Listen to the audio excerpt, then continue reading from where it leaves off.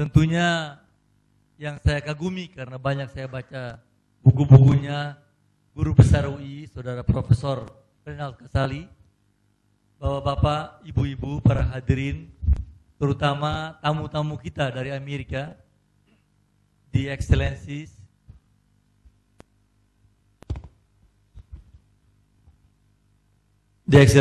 Mr. Wood, perwakilan Kedutaan Amerika di Jakarta, Konsul Amerika di Medan, dan rekan-rekan yang bersama saya dari Jakarta, serta hadirin sekalian. Saya gembira sekali di ulang tahun yang ke-15, maka saya ucapkan selamat ulang tahun kepada grup Smart FM. Tepuk tangan dulu buat mereka. Tentunya seluruh pendengar Smart FM malam hari ini mengikuti apa yang kita buat, apa yang kita bicarakan. Saya mungkin dalam pengantar kali ini menjelaskan mengenai sedikit pemahaman-pemahaman baru, apa yang kita buat, apa yang saya laksanakan ketika saya diberi tugas oleh Presiden SBY diangkat menjadi Menteri Kelautan Perikanan. Ketika itu saya mengatakan kepada beliau dan saya kemudian menjelaskan apa yang saya ingin buat. Sudah itu saya kumpulkan seluruh staf saya dan diskusi dengan mereka, maka terlihat ada beberapa hal yang selama ini belum kita laksanakan, potensi yang demikian besar. Maka saya bilang kepada mereka, untuk itu kita harus merubah pola-pola pikir kita yang lama. Yang pertama, perubahan yang pertama adalah saya bilang, dulu kita itu menempatkan ya kelautan, perikanan ya biasa-biasa saja. Saya bilang kalau seperti begini, ini tidak akan maju. Pak Renald akan menjelaskannya. Maka tidak ada motivasi yang mendorong. Maka saya bikin visi dan misi yang baru. Visinya adalah jelas. Untuk itu kalau kita ingin maju, kita mesti punya sebuah cita-cita jangka panjang yang jauh ke depan. Dan kita harus mampu melaksanakannya. Apa yang saya buat, yaitu merubah visi. Dulu di kementerian saya visinya panjang. 1, 2, 3, 4, begini-begini. Satu ya saya bilang, yaitu menjadi penghasil laut dan ikan terbesar di dunia per tahun 2015. Satu aja. Dan mission is only one. Satu juga, yaitu membuat rakyat di pesisir yang berusaha dalam bidang perikanan dan kelautan sejahtera. Itu saja. Yang lain tidak usah lagi. Dengan demikian maka ramai kita membicarakannya. Presiden pun menyambut dengan baik. Dan saya mengatakan dengan demikian ini kita mesti bumikan ini ke dalam menjadi sebuah kekuatan ekonomi. Tanpa itu tidak akan bisa. Tanpa berpikir ke sana maka tidak akan bisa. Untuk itu saya kemudian merubah pola pikir tadi dengan mengatakan kita punya misi yang jelas, visi yang jelas, dan mesti ada grand strategi. Sebuah organisasi yang kita bangun tanpa ada grand strategi tidak mungkin. Saya bikin 4 grand strategi yang intinya adalah sumber daya manusia, berkesinambungan, membuat usaha yang berkelanjutan, produktivitas kita naikkan, dan akhirnya kita mampu menjual ikan hasil laut kemana-mana dalam negeri maupun impor. Dulu orang selalu mengatakan bahwa ya laut seperti tadi Pak Gubernur katakan, Pak Wali Kota juga menyebutkannya, itu ya luas dan sebagainya. Dan di Jakarta itu Bappenas itu membuat program kita perencanaan pembangunan, itu laut tidak mendapatkan prioritas, sama sekali tidak ada. Baru sekarang ini ketika kita rapat terakhir di Bogor baru muncul. Maka saya bilang kalau begitu kita mesti merubah mindset. Nah, perubahan mindset, pengalaman saya ketika saya gubernur, ketika kita ingin bikin perubahan mindset, maka perubahan mindset itu harus bikin revolusi. Revolusi berpikir, revolusi melihat sudut pandang yang lama ke yang baru.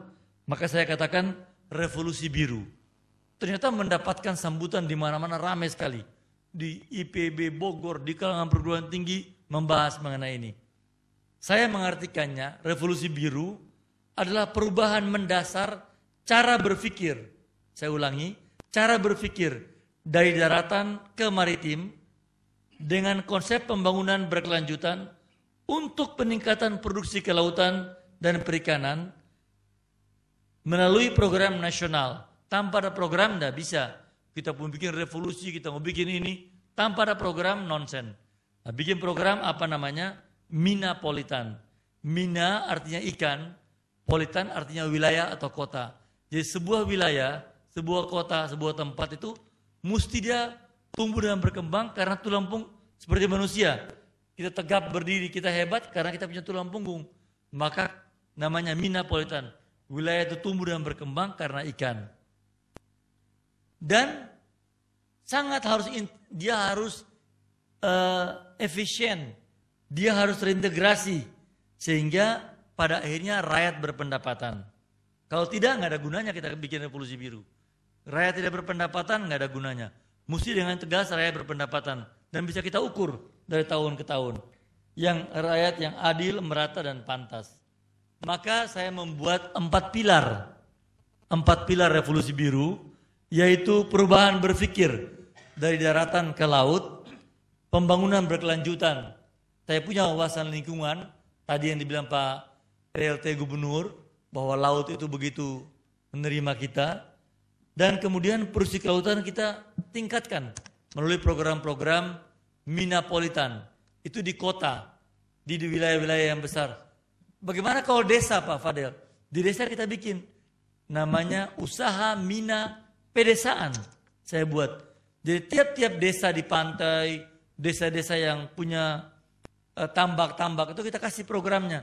Tiap desa, tiap lokasi, tiap kelompok itu 100 juta rupiah. Dan anggaran saya geser ke sana besar sekali. Kalau minapolitan ini besar anggarannya. Bisa-bisa tiap daerah itu ratusan miliar rupiah. Karena ada tempat yang triliun rupiah. Tadi dikatakan di Medan, satu diantaranya. Itu karena semua kementerian ikut dalam program itu. Jadi bukan cuma kami, kita bikin program, siapin anggaran, kemudian ikut kementerian yang lain. Jadi yang berikutnya, pilar yang keempat adalah peningkatan pendapatan rakyat yang merata dan pantas. Itu selalu menjadi patokan saya dalam bekerja. Ukurannya adalah rakyat berpendapatan. Selama kita bikin sesuatu, rakyat tidak naik pendapatannya, nggak ada guna kita kerja. Saya jadi gubernur, saya bilang begitu, saya ukur. Orang miskin makin berkurang, rakyat berpendapatan, dari tiap 6 bulan saya bikin evaluasi. Tiap 6 bulan saya bikin evaluasi. Baru saya katakan kita berhasil. Maka ukuran-ukuran keberhasilan ini di mata saya adalah pendapatan rakyat itu mesti naik. Baru kemudian lama-lama menuju ke sejahtera. Di Kementerian Kelautan Perikanan tugas-tugas saya banyak sekali. Dan tidak semua kita laksanakan. Ada kita yang tugas inti, ada kita penunjangnya.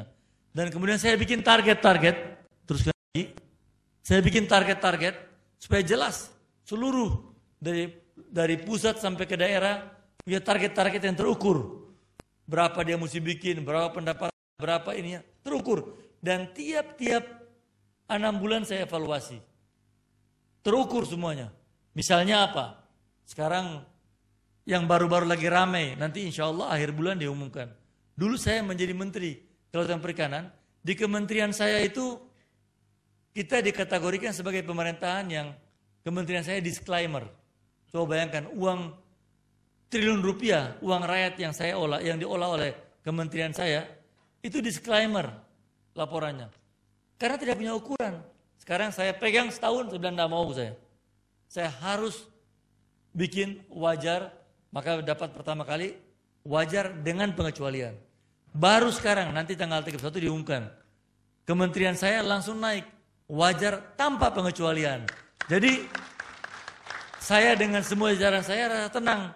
Uang ada, kita bikin target, tapi kita bisa pertanggungjawabkan dengan baik. Untuk itu saya perlu bikin reformasi birokrasi.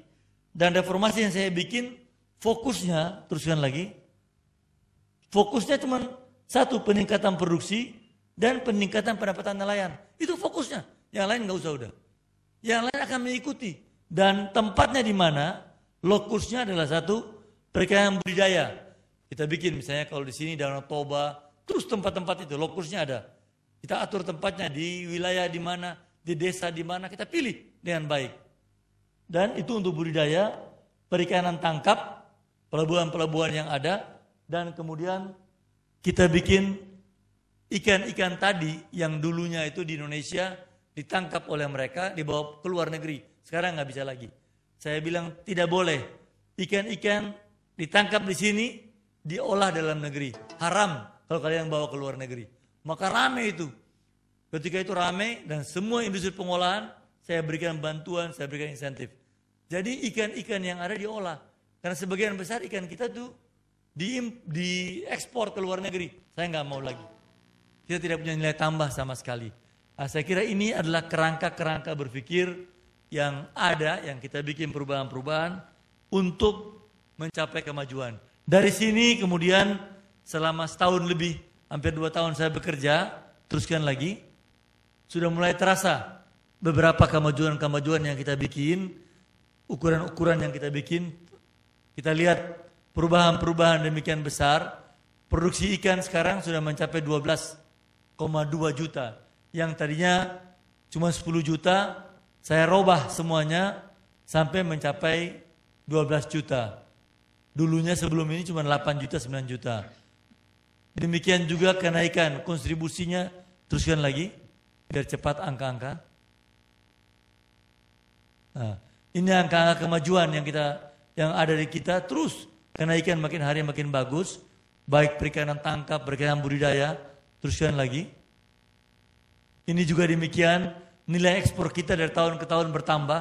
Saya baru-baru ini ke Belgium mengatur untuk ekspor ke Uni Eropa. Kita bagi 4 market, Uni Eropa, Jepang, Amerika, dan sekarang kita buka market Timur Tengah. Teruskan lagi. Ini adalah neraca perdagangan produk perikanan. Dia pernah 2009 turun, 2010 nanti 2011 naik cukup besar. Teruskan lagi. Kemudian konsumsi ikan. Nah, ini yang saya ingin supaya makin hari makin baik. Kita ini makan ikan 25 kg per orang per kepala. Mau saya itu bisa mencapai Jepang itu 150 kg per orang per kepala.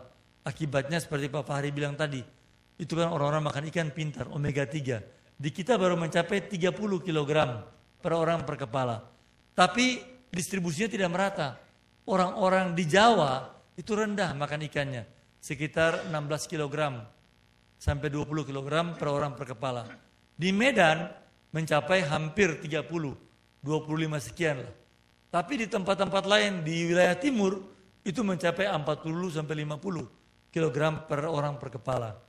Ini saya pengen naik lebih tinggi lagi. Kita harus naikkan ini supaya orang terus makan ikan. Teruskan lagi. Karena selama ini orang terlalu terbiasa untuk makan daging, makan ini. Saya pengen robah, padahal protein itu ada di ikan lebih banyak daripada di ayam. Tapi orang belum terbiasa. Maka kita robah terus ke sana.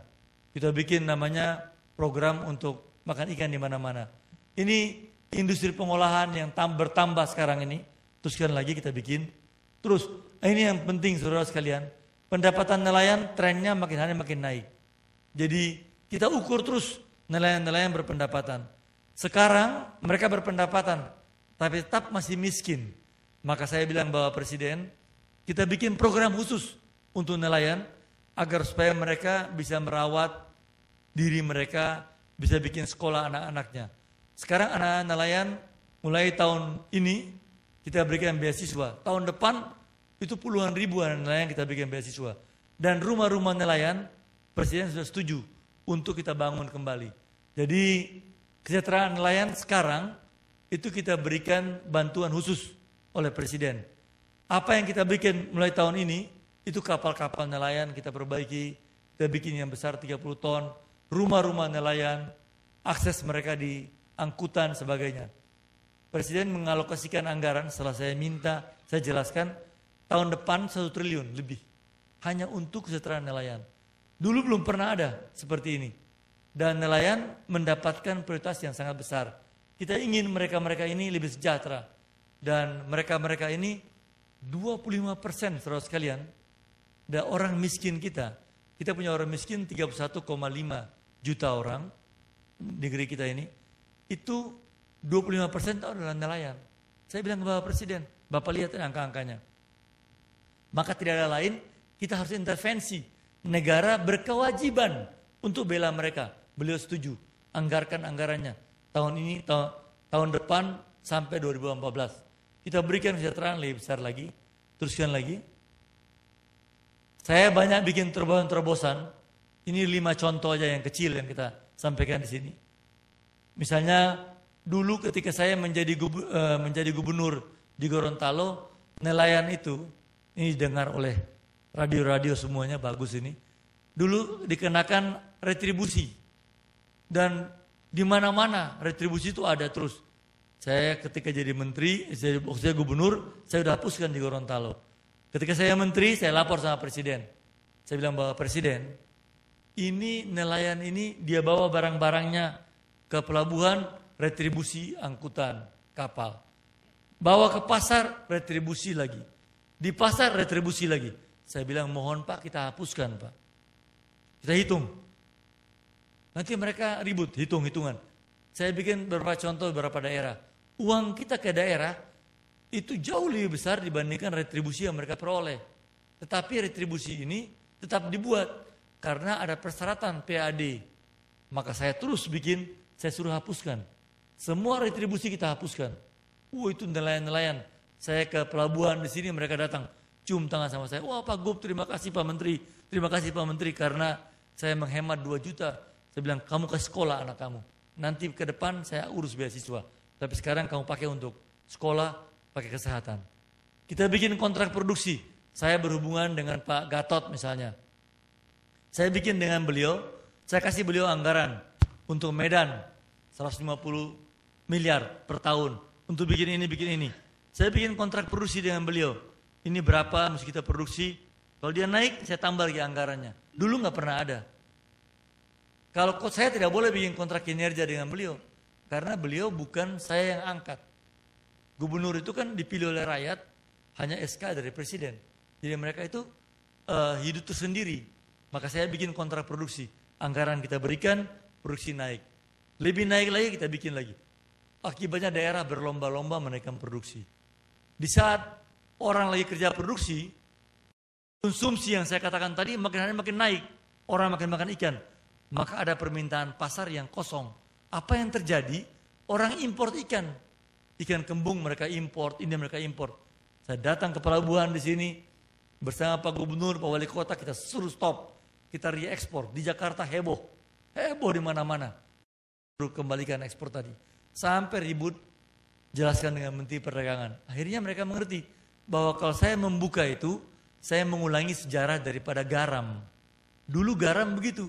Ketika konsumsi garam naik, produksi kita menurun, maka dibuat izin impor garam 100.000 ton. Tiba-tiba permintaan garam naik lagi. Produksi belum naik. Karena rakyat kurang ini. Dibuka lagi 200.000, 300.000. Apa yang terjadi? Lama-lama 70% produksi garam kita impor. Tadi moderator bilang kita malu. Kita negara nomor 2 terpanjang. Pantainya kok masih impor garam. Maka saya bilang akan terulang sejarah seperti begini. Mereka import ikan itu karena gampang. Dia pakai super alat-alat tangkap yang besar-besar sekali. Sedangkan orang kita masih pakai tradisional. Dia foto dari udara, dia ambil alatnya ini. Maka harga dia murah. Dia jual ikan kembung cuma 4.000, 5.000 rupiah per kilo. Kita punya nelayan jual 15.000 rupiah per kilo. Maka saya bilang nggak boleh. Harus stop. Mereka bilang Pak Fadel ini proteksionis, biarin apa istilahnya. Yang penting saya tidak mau rakyat saya susah. Saya tidak mau rakyat saya susah. Saya berdebat dengan mereka, termasuk rekan-rekan di perdagangan. Pak Fadel ini tidak mengerti. Sekarang era global, pasar bebas. Saya dengar, ya terus apa? Pasar bebas? Kenapa saya bilang? Kita mesti bebas impor, bebas ini. Dengar, pemahaman saya. Pasar bebas itu boleh. Tapi mesti dikontrol pasar itu. Untuk siapa? Untuk kepentingan rakyat saya. Saya nggak mau pasar bebas bikin rakyat susah. Kalau pasar bebas susah, bikin di Amerika. Bikin di tempat lain. Di sini nggak boleh saya bilang. Dulu saya gubernur di Gorontalo juga begitu. Harga-harga di Gorontalo, harga jagung 4 rupiah. Terus saya naikkan 7 rupiah. Wah, Pak Fadel ini tidak mengikuti pasar bebas. pasar diintervensi. Saya bilang kalian di Jakarta bikin. Datang itu orang ekonom, itu di Jakarta boleh, di Gorontalo enggak. Di Gorontalo saya gubernur, saya atur rakyat saya. Ikan pun saya naik. Saya dulu ikan tongkol di Gorontalo itu cekalang, ikan tuna Rp7.000 per kilo. Saya naikkan bikin SK gubernur 17.000. Maka rakyat berpendapatan lebih tinggi. Dan saya atur mereka. Saya atur, saya kontrol, saya atur. Akibatnya rakyat sayang sama saya. Pemilihan yang kedua kali, 83% pilih sama saya. Tidak mau saya pulang lagi. Sekarang saya bilang saya menteri, biarin. Kalian bilang apa sama saya mau kontrol. Supaya terjadi sesuatu yang kepentingan rakyat. Kita tidak mau ekonomi bebas saya enaknya mereka. Saya bilang sama presiden, Bapak Presiden, ketika heboh di koran, rame. Ini Pak Fadel begini. Saya lapor sama Bapak Presiden yang saya cintai, saya bilang. Bapak Presiden yang ganteng, saya bilang. Saya mohon maaf Bapak. Ya saya baca di koran-koran itu. Begini, ada menteri-menteri yang lain. Orang kan senang juga kalau kita bilang sesuatu yang enak lah. Ya Pak ya? Betul Pak. Kita tadi datang sini dirayain ulang tahun, semangat juga kita. Biar udah lama tapi senang juga lah. Akhirnya beliau mengatakan, Saudara Menteri, jangan mau negeri yang besar ini diatur oleh 5-6 orang pedagang. Beliau katakan begitu. Maka saya itu stop titik, saya kemana-mana saya proklamasi. Mereka ribut, saya bilang tidak, saya kerasin aja. Jadi memang kita mesti demikian. Kebetulan kita bikin mie Napolitan, usaha mie pedesaan dan garam. Garam dulu dibiarkan begitu. Sekarang saya intervensi. Saya atur anggaran 96 miliar rupiah. Tahap pertama saya bikin untuk intervensi agar garam-garam rakyat ini tumbuh. Dan saya batasi. Sekarang saya bilang sama Pak Dirjen saya bawa ini. Karena kita ingin bikin kerjasama dengan Smart FM buat Bahari. Saya bilang sama Pak Dirjen kita punya radio. Sudah 10 sekarang. Nah, kita maunya radio-radio kita kerjasama dengan Smart FM. Supaya bikin penyuluhan, bikin penjelasan kepada rakyat-rakyat yang berhubungan dengan masalah-masalah kelautan dan perikanan. Termasuk garam dalamnya. Jelas ini, Smart FM. Nanti bantu kita. Garam misalnya. Dulu garam ini import. Sekarang saya intervensi. Harga garam Rp325 per kilo. Saya bilang Bapak Presiden, saya bawa Bapak Presiden ke NTT. Coba. Karena ketika rapat, Ibu Menteri Perdagangan bilang bahwa tidak mudah bikin garam itu. Akibatnya garam produksi makanan mereka menurun. Saya bilang tidak Pak, harga patokan pemerintah yang terlalu murah. Rp325 saya bilang. Tidak mungkin orang bekerja dengan harga itu. Tapi kan bikin garam itu kan sulit. Saya bilang apa sulitnya? Sudah saya diam aja kan gak enak bantah-bantahan. Saya bawa ke NTT ada acara sana saya suruh bikin garam. Ada gambarnya, ibu sama bapak bikin garam sama saya. Gampang sekali. Tinggal ditampung airnya pakai pipa, jadi. Apa sulitnya? Maka saya bilang harganya harus yang wajar. Naikkan 2 kali lipat, 3 kali lipat. Sidang kabinet bapak duluan ngomong. Harga garam terlalu murah buat rakyat dinaikkan. Saya minta Menteri Perdagangan bikin. Datang ke saya, rapat dengan saya, kita naikin. Dulu 325, sekarang naik Rp750 per kilo garam. Baru orang bisa bekerja. Kalau tidak bisa bekerja. Bagaimana dia berpendapatan seperti begitu? Demikian juga untuk BBM, kita atur supaya nelayan punya. Sekarang kita bikin tangki-tangki nelayan. Waktu saya gubernur, BBM sulit, tanya orang Gorontalo. Saya bikin tangki besar, tangki minyak hanya untuk nelayan. Ibu-ibu demo ke saya. Loh kami kan, Pak Gubernur ini bagaimana? Memihak sama nelayan. Kok ini kan tangki nelayan, kami juga perlu buat dapur. Dengar, dapur berasap kalau mereka turun ke laut. Betul apa tidak? Iya Pak Gub, tapi kami perlu, tapi ini dulu, biar dia ke laut. Nelayan senang. Karena kita salah berpikirnya. Ini kan yang produktif, yang ini kan konsumtif. Ini dulu diutamakan, baru ini. Tapi saya jaga betul. Kemudian kita bikin jaringan-jaringan sosial. Jadi ada kartu anggota nelayan kita bikin asuransi buat mereka, kita bikin. Tujuan saya apa? Supaya betul-betul mendapatkan perhatian tersendiri. Setelah kita inventarisir, 32 juta orang tinggal di pesisir. Teruskan lagi slide-nya berikutnya. 32 juta orang di sana. Dan teruskan lagi. Dan kita mengatur agar supaya bagaimana apa yang selalu dikatakan oleh Presiden. Beliau selalu mengatakan kita harus pro-pur, pro-job, pro-growth, pro environment. Pro poor saya bilang sama Bapak, 25% loh nelayan yang miskin Bapak. Yang ini tugas kita bisa intervensi. Maka kita bikin program pengembangan usaha mina pedesaan. Untuk tangkap di tiap kabupaten kota kita berikan. Untuk produksi juga. Kalau dulu ikan itu diproduksi mereka kalau pagi-pagi harga jual mahal, siang turun, malam sudah nggak ada harga. Sekarang kita bikin mesin-mesin, kita kasih sama mereka cuma-cuma kita berikan. Dulu mereka bikin packaging di sini banyak yang tidak bagus, kita ganti, kita atur semuanya. Kemudian garam, teruskan lagi. Ini program-program kerakyatan yang kita bikin. Ini program percontohan yang kita pilih tahap pertama di 9 lokasi, di 8 lokasi yang kita pilih, yang kita anggap punya potensi untuk tahap pertama agar tidak import dalam tahap pertama mengurangi, bisa mencapai 300 sampai 400 ribu ton. Teruskan lagi. Ini kita bikin untuk ikan-ikan budidaya. Jadi budidaya itu kita lihat daerah mana yang punya potensi. Misalnya kita lihat ikan patin di mana, ikan lele di mana, ikan mas di mana. Itu spesifik kita bikin, kita pilih, kita berikan bantuan pada mereka. Dan kita manage mereka dari Jakarta, kita kirim orang ke sana. Ini namanya Minapolitan untuk percontohan yang sekarang 24 kabupaten kota. Teruskan lagi. Ini buat tangkap pelabuhan-pelabuhan yang punya kita. Satu diantaranya di Belawan, semua tempat ini. Teruskan lagi. Yang terakhir saudara sekalian, sudah jam 9 pas, 20 menit saya sudah bicara ini. Yang terakhir kita ingin bikin sesuatu yang besar ke depan. Kita pengen membuat sesuatu yang menjadi penghela ekonomi kelautan perikanan dan menjadi besar gitu. Maka saya bawa Bapak Presiden pada waktu kita bikin Sail Banda di Maluku, saya bawa Bapak ke Ternate.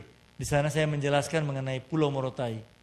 Sebuah pulau sebesar Pulau Bali kurang lebih. Penduduknya kecil, tapi punya potensi yang besar. Dulu dipakai oleh MacArthur sebagai tempat Perang Dunia Kedua. Basis Perang Dunia Kedua. Maka pulau ini kita bikin kerjasama dengan Taiwan dan Indonesia. Kita undang investor di sana, kita bikin proyek-proyek pengolahan perikanan. Di sini kan Laut Pasifik bebas. Ikan cekalang perbanyak di sini. Maka nanti akan ditangkap di sini, diolah di sini. Tapi semua kita bikin pengolahan. Saya sudah ke Taiwan 2 kali. Jadi presiden hanya mengizinkan saya, menterinya yang ke Taiwan. Cina bikin protes, saya pura-pura diam aja. Karena dilarang. Saya di pura-pura diam, saya ketemu presidennya, ketemu wapresnya. Akhirnya mereka sekarang sudah komit 2 sampai 5 miliar dolar untuk investasi di sini. Apa yang saya katakan? Kita bisa bikin proyek-proyek yang besar dan bisa membawa investor asing dalam bidang kelautan perikanan. Ini mudah-mudahan bisa menjadi suatu konsep ekonomi baru dan tumbuh di kawasan timur Indonesia. Saya nanti kalau ini berhasil kita akan bikin di beberapa tempat. Juga pulau-pulau. Pulau-pulau yang selama ini terlantar, pulau-pulau yang banyak itu kita akan bikin seperti pulau-pulau di Maldives. Kita akan bikin dia, kita atur orang bisa sewa 30 tahun, perpanjang lagi 60 tahun, tapi rakyat di sana harus kita jaga mereka. Jangan kita singkirkan rakyat-rakyat, kita manfaatkan dengan baik. Demikian juga konservasi. Dulu konservasi yang kita ada di sini, kita cuma biasa saja. Per tahun anggaran saya 13 miliar. Mau bikin apa dengan itu? Saya belajar di Brazil. Ternyata di Brazil mereka bikin tuh di Amazon luar biasa. Nah, kita akan bikin seperti begitu. Sekarang kita mau usahakan Pak, bikin namanya konsepnya Amazon of the Sea. Amazon of the Sea. Jadi kita akan bikin konsep di mana daerah-daerah tertentu ada minyak, perusahaan minyak misalnya Caltex atau Chevron atau mobil oil mau ambil daerah tertentu, silakan boleh. You bisa bikin konservasi di sana, mengikuti aturan yang kita bikin, jaga laut, jaga ini, dan dia senang karena itu kan berhubungan dengan environment. Jadi kita robah konsep-konsep ini ke depan agar supaya laut ini termanfaatkan dengan baik. Selama ini laut ini belum kita kelola dengan baik, kita hanya punya ide-ide yang besar, potensi yang besar, tapi tidak kita buatkan konsep-konsep yang membumi. Maka saya menjadi pembantu presiden, saya buat konsep-konsep tadi dan insya Allah sekarang semakin hari semakin geliat, semakin hari semakin ramai orang bicara. Saya tadi pagi-pagi jam 10 itu launching program baru Pak, terobosan yang kita bikin baru di kelautan. Saya sering ke luar negeri, saya sering kedatangan tamu, itu orang bilang sama saya, Pak Fadel, saya lihat sendiri, kapal-kapal cruise, kapal-kapal kontainer itu mereka cari orang kerja. Dan orang dulu orang Greek, sekarang nggak mau lagi kerja di laut. Mereka butuh, saya minta, saya cuma bikin assessment 3 bulan, saya suruh cek sama staff saya suruh cek, ini 10.000 tenaga kerja dibutuhkan di laut. Maka saya bikin sekarang program baru, International Job Fair untuk pelaut. Pelaut-pelaut, orang yang di laut. Dan gaji mereka tinggi-tinggi Pak. Itu sampai $5.000 gajinya. Tadi saya pikir kita mau launching pertama kali aja, mau coba gitu. Itu yang datang kayak orang demo tadi. Ribuan orang, saya kaget. Saya datang, loh ini demo sama saya atau apa? Enggak apa, ini mau cari kerja semuanya. Saya lihat, akhirnya saya belum masuk ke upacara, saya pegang tangan sama mereka. Sekolah di mana? Tamatan dari UNPAD, tamatan dari UI, tamatan dari ini. Kita mau kerja di laut aja Pak, mau di kapal cruise, di kapal mana-mana. Jadi mereka sampai malam ini penuh-penuh nih. 3 hari kita bikin. Saya telepon akhirnya Wapres nanti tanggal hari Kamis panggil 3 menteri. Menteri Kelautan, Mendiknas, dan Tenaga Kerja hanya kembali menata ini. Menata ini agar supaya ini peluang yang besar. Nanti kita dengar di koran. Tapi apa yang saya katakan, banyak terobosan-terobosan yang kita bikin ke depan agar supaya laut dan ikan ini menjadi milik rakyat. Terima kasih. Wassalamualaikum warahmatullahi wabarakatuh.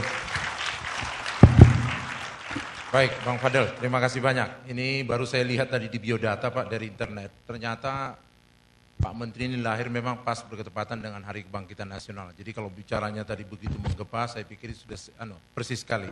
Setahu saya Pak Menteri, baru kali ini ada seminar, workshop, kemudian juga sharing session seperti ini di Medan. Biasanya yang sering itu dilakukan ada di Kepulauan Riau. Saya pernah jadi GM di sana berketepatan dan yang sering kita lakukan. Jadi ini kali pertama, kita berharap barangkali dengan kehadiran Bapak pada malam hari ini akan membangkitkan kelautan yang khususnya ada di Sumatera Utara Pak. Mari kita berikan aplaus untuk Pak Menteri. Bang Renal, saya pikir apa yang disampaikan Pak Menteri tadi, Abang harus menanggapi ini dalam perspektif perubahan manajemen. Jadi perubahan manajemen apakah itu birokrasi, apakah itu barangkali private sector, dan lain sebagainya. Silakan, 20 menit Bang dari sekarang. Iya, baik. Terima kasih Pak Moderator, Pak Herman, Pak Fadel, Pak Gatot, Pak Aldin, Pak Fahri, serta Bapak Ibu sekalian yang saya cintai. Assalamualaikum warahmatullahi wabarakatuh. Kalau bicara apa yang sudah dilakukan oleh tokoh perubahan, kita jadi susah. Ya. Kalau yang melakukannya bukan tokoh perubahan, kita enak ngeledeknya begitu ya. Tapi kalau ini sudah dijalankan oleh tokoh perubahan yang memang mumpuni dan melakukan perubahan, dan perubahan itu merupakan bagian dari kehidupannya, maka apalagi yang bisa kita bicarakan? Ya. Tidak mudah. Tetapi saya kira ada beberapa hal yang justru kita perlu bicarakan untuk mendukung apa yang sudah dilakukan oleh Pak Fadel. Ya. Bang, saya potong sedikit Bang. Ya. Boleh. Saya lupa tadi. Jadi sambil Profesor Renal Kasali bicara, di sana ada 2 buku. Pertama mengenai mail-in, kemudian juga ada Cracking Jones. Bagi Bapak dan Ibu yang berminat, silahkan itu dibeli bukunya, nggak ada pula yang gratis. Nanti gimana cetaknya lagi, nanti langsung tanda tangan dari beliau. Ya, sambilan. Silakan Pak Renal. Ya baik. Ya. Saya pikir dipotong karena apa. Ya. Dan ini di Medan khas ini. Ya. Orang Medan ini tidak bisa bilang cracking zone, bilangnya cracking zone. Ya. Sama juga di Medan ternyata tidak ada yang pakai komputer. Ya. Orang bekerja saya kira di mana-mana sudah pakai komputer, di Medan sendiri yang belum ada. Ya. Rupanya orang Medan itu tidak pakai komputer, yang ada pakai komputer. Ya. Kira-kira begitu.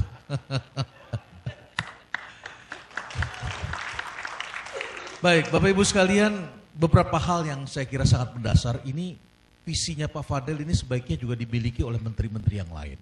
Ya, kalau hanya Pak Fadel yang memiliki, ini tentu menjadi beban bagi negara kita. Kenapa? Karena menteri-menteri itu masing-masing berbicara dengan cara berpikirnya masing-masing.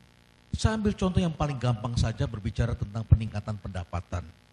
Saya sudah lama memikirkan cara terbaik untuk mengatasi masalah kerawanan pangan di Indonesia adalah dengan meningkatkan income para petani. Caranya bukan dengan memberikan BLT kepada mereka, tetapi berikanlah mereka harga yang bagus.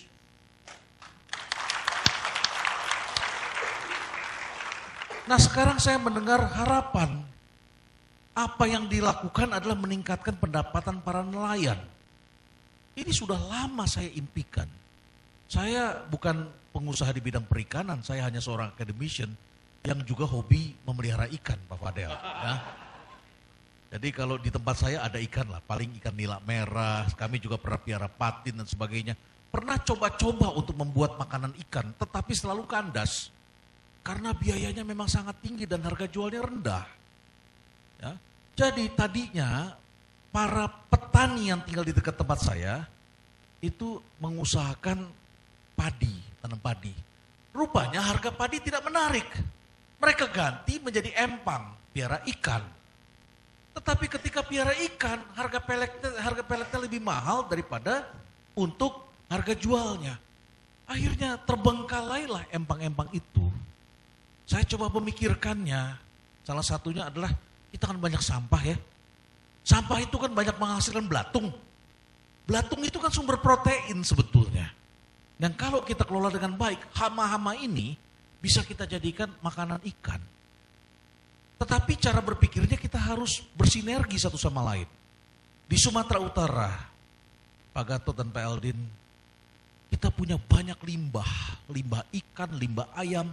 Ayam yang mati bukan karena penyakit, tapi ayamnya mati karena dibawa perjalanan.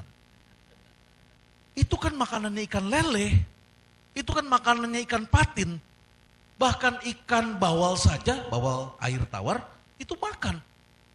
Andaikan kita bisa olah dengan teknologinya, pasti ini akan baik sekali. Tetapi apa yang dilakukan oleh Pak Fadel harus didukung oleh kita semua. Kita harus ramai-ramai mensupportnya. Dan kalau para nelayan meningkat income-nya, Pemda pun akan diuntungkan. Karena sumber penghasilan Pemda itu meningkat. Karena masyarakat meningkat income-nya, maka kita bisa berbicara lebih sama tinggi dengan sederajat dengan bangsa-bangsa di negara tetangga. Saya teringat kira-kira 8 tahun yang lalu saya memulai kerjasama dengan Profesor Michael Porter di Harvard.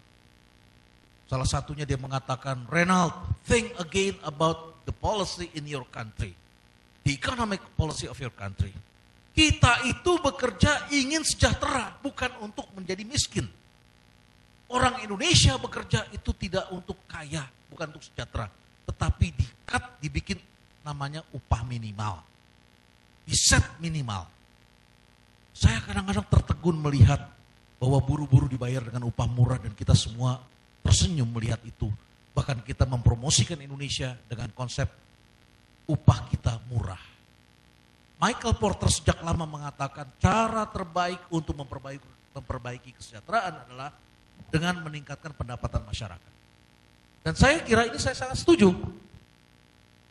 Kalau kita ingin memperbaiki pendapatan masyarakat, maka kita harus langsung kepada masyarakat yang melakukan kegiatan produksi.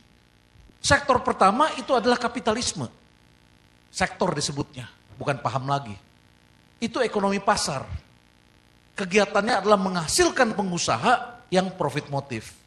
Market ekonomi. Sektor kedua itu disebutnya adalah public sector. Di mana peran pemerintah membangun infrastruktur dan sebagainya. Siapa sektor ketiga? Sektor ketiga adalah social entrepreneur. Jadi entrepreneur ini jangan kita ciptakan hanya semua semata-mata adalah entrepreneur business. Kita juga harus membangun social entrepreneur. Apa intinya sektor ketiga ini? Menorong masyarakat agar mampu menolong dirinya sendiri. Self-help. Kemampuan ini tidak banyak digarap. Pada tahun 2006 di Inggris dikeluarkan peraturan sehingga muncullah office yang disebut Office of the Third Sector. Kantor office ketiga. Yang kegiatannya menolong masyarakat supaya bisa menolong sendiri masyarakatnya. Jadi supaya bisa menolong diri mereka sendiri, ini kesejahteraan harus diarahkan langsung kepada mereka. Titik-titik itu sendiri. Nah kemungkinan besar kesalahan kita memahami globalisasi ini juga sangat terjadi.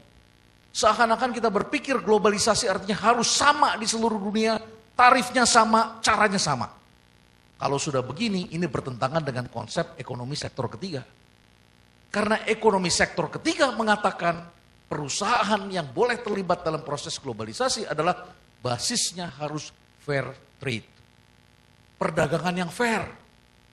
Di Eropa saja pernah terjadi bangsa Eropa itu menolak cheese atau keju dari Amerika. Dengan alasan itu adalah produk budaya. Produk budaya. Jadi kita tidak bisa mendikotomikan orang yang menentang karena masyarakatnya, bangsanya tidak diperlakukan secara fair sebagai proteksionis. Bukan, tidak bisa itu. Tidak tepat itu Pak Fadel.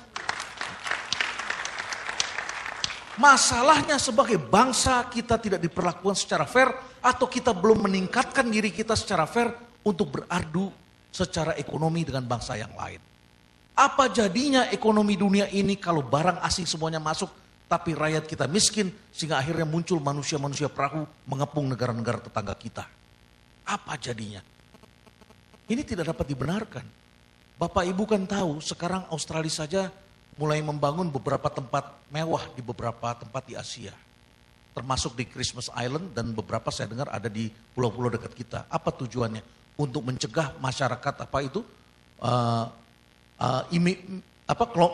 imigran-imigran gelap dari Iran dan sebagainya masuk ke Australia. Dicegatnya supaya dapat lapangan pekerjaan di negara-negara tertentu. Betapa menakutkannya ketika suatu persaingan terjadi tidak fair. Jadi kita harus bikin fair, harganya harus dinaikkan. Indonesia negara yang lautnya potensinya demikian besar, tetapi tidak dapat menikmati kesejahteraan yang layak. Ini unfair trade. Perdagangannya tidak fair. Jadi supaya bisa terjadi globalisasi, dunia mengakui harus terjadi yang namanya fair trade. Perdagangan yang imbang, yang fair, yang adil. Tanpa ada rasa keadilan, maka tidak bisa terjadi proses globalisasi. Itu justru akan merupakan menjadi setback dari globalisasi. Saya berikan ilustrasi yang gampang Pak Fadel. Belum lama ini kami di UI itu mencoba melakukan akreditasi supaya produknya standar dengan sekolah bisnis di negara-negara maju. Basis sekolah bisnis itu di Amerika dan di dunia namanya pakai standar AACSB. Saya sebagai lulusan sekolah di Amerika tahu persis bagaimana cara memperoleh akreditasi tersebut. Very simple. Tetapi ketika kita coba buat sebuah negara yang unik seperti Indonesia, tidak mudah. Bagaimana kita bisa masuk dalam proses globalisasi standar global, ternyata persoalan yang kita hadapi berbeda. Persoalan apa sih kalau kita mau bongkar pendidikan di Indonesia? Satu itu adalah masalah anti korupsi. Kita masih harus kerja keras untuk memberikan konsep-konsep anti korupsi kepada anak didik kita. Di sekolah bisnis di Amerika tidak dimasukkan karena dianggapnya sudah beres, sudah selesai itu.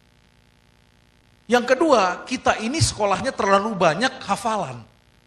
Pendidikan kita too much kognitif, masuknya ke formula di kepala kita. Padahal sekarang kita ketahui bahwa manusia tidak hanya punya satu jenis memori, tapi dua jenis memori.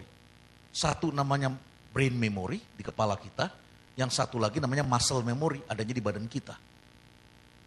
Yang sekarang kemudian dikatakan kalau kita memperlakukan otak kita seperti otot, maka otak kita bisa plastis dan bergerak, sehingga kita mempunyai growth mindset yang tadi saya diskusikan di tempatnya Pak Herman.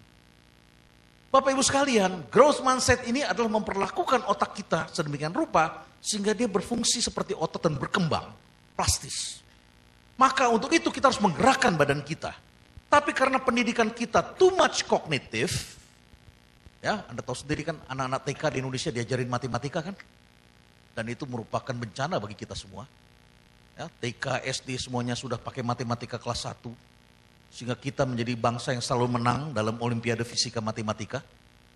Tetapi saya bicara dengan teman-teman saya dari Jepang, dari Amerika, mereka katakan, iya karena bangsa kamu belum bertobat dalam pendidikan. Loh kenapa harus bertobat?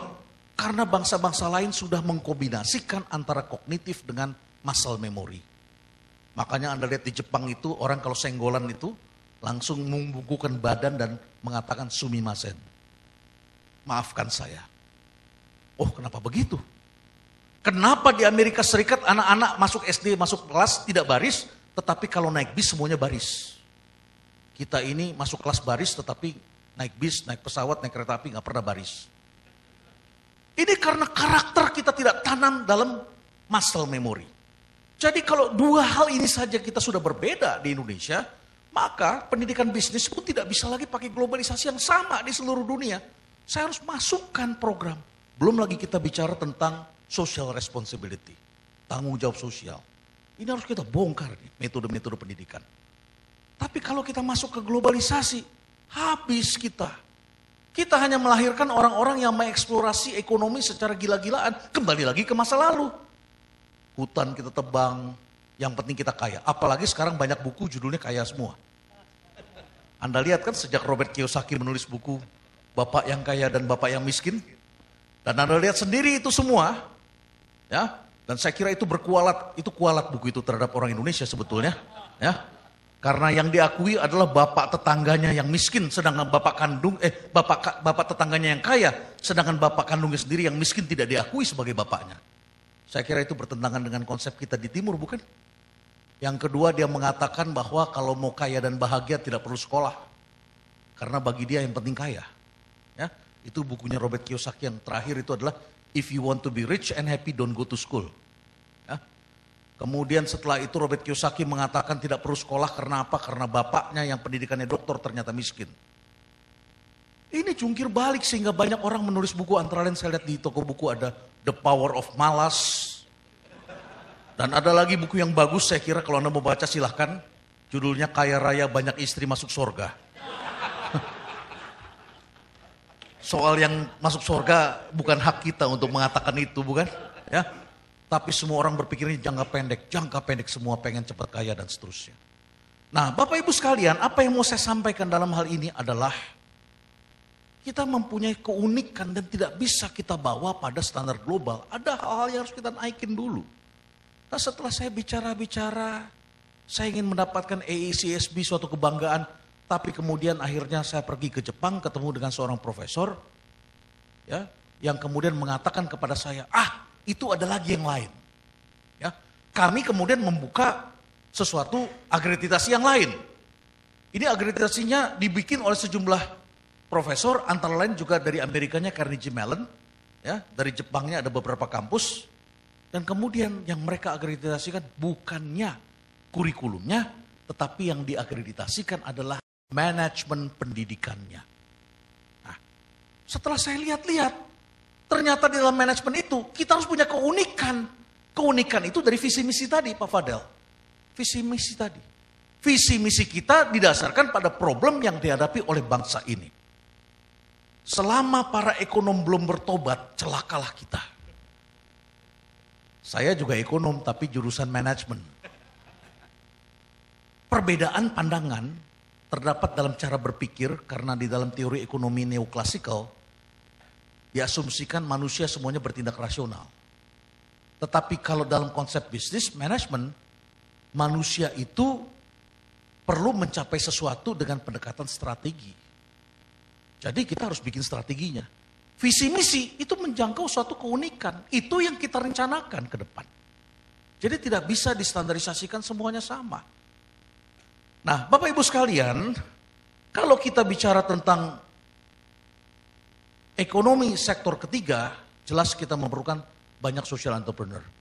Saya tertarik tadi melihat ada Pulau Morotai yang dulu tempat bersembunyinya tempat bersembunyinya tentara Jepang dulu itu, yang tersisa Nakamura kalau tidak salah itu, ya. Nah, itu tempat yang bagus. Tetapi saya kira orang Jepang Taiwan, ya, yang tersisa di sana. Nah, Bapak Ibu sekalian, ini harus kita dukung bagaimana caranya melahirkan banyak entrepreneur. Saya mau tanya di antara Bapak Ibu di sini, berapa yang jadi pengusaha di sini? Entrepreneur, angkat tangan coba. Bagus sekali. Ya, saya mau tunjukin kepada Bapak Ibu satu film saja, tapi saya nggak tahu Radio Smart ini bagaimana kalau kita putar satu film. Ya, bisa ya? Saya putarkan, ini intinya kalau mau jadi pengusaha. Yang harus kita topang adalah bagaimana agar pengusaha-pengusaha kita ini tahan banting, ya, dan kemudian juga mau menahan rasa frustasinya. Karena inti jadi pengusaha seperti yang dilakukan oleh Pak Fadel ini kan adalah mengelola rasa frustasi. Ya, kalau kita jadi pegawai kita langsung dapat income, tapi kalau jadi pengusaha, siapa yang bisa satu malam langsung dapat duit? Tidak ada itu. Ya, sekarang ini banyak kejadian orang hari ini bikin usaha, besoknya langsung di-franchise-kan. Ya, belum terbukti untung sudah langsung di-franchise-kan. Ini mau jadi apa ini? Saya bingung juga ini. Ya, tapi baiklah, ini mengelola rasa frustasi. Saya kira ini penting setidaknya bagi Bapak Ibu terhadap penerusan generasi.